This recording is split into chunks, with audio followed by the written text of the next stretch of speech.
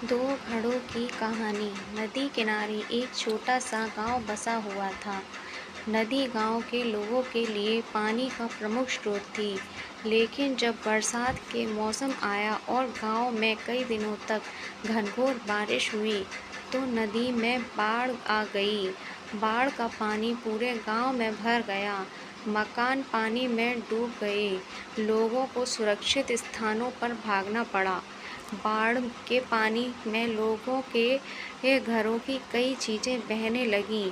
उनमें दो घड़े भी थे, एक पीतल का घड़ा था और एक मिट्टी का घड़ा।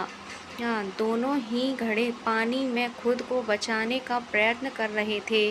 पीतल के कठोर और मजबूत घड़े ने जब मिट्टी के कमज़ोर घड़े को संघर्ष करते देखा, तो सोचने लगा कि मिट्टी का ये कमज़ोर घड़ा आखिर कब तक खुद को डूबने से बचा पाएगा। मुझे इसकी सहायता करनी चाहिए। उसने मिट्टी के घड़े से कहा, मित्र सुनो, तुम मिट्टी के बने हो और बहुत कमज़ोर हो। बाढ़ के इस पानी में तुम अधिक दूर तक नहीं जा पाओगे और डूब जाओगे।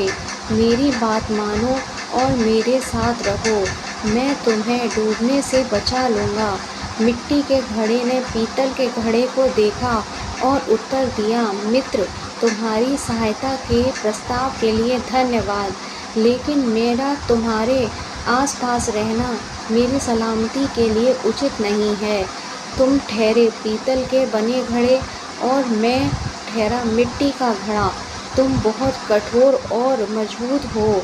अगर तुम मुझे टकराओगे तो मैं तो चकनाचूर हो जाऊंगा। इसलिए तुमसे दूर रहने में ही मेरी भलाई है। मैं स्वयं ही खुद को बचाने का प्रयास करता हूँ। भगवान ने चाहा तो किसी तरह किनारे तक पहुँच ही जाऊंगा।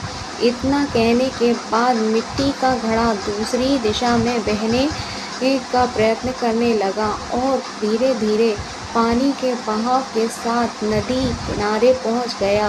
वहीं दूसरी ओर पीतल का भारी घड़ा भी प्रयत्न कर रहा था, लेकिन नदी के पानी के तेज बहाव में खुद को संभाल नहीं पाया। उसमें पानी भर गया और वह डूब गया।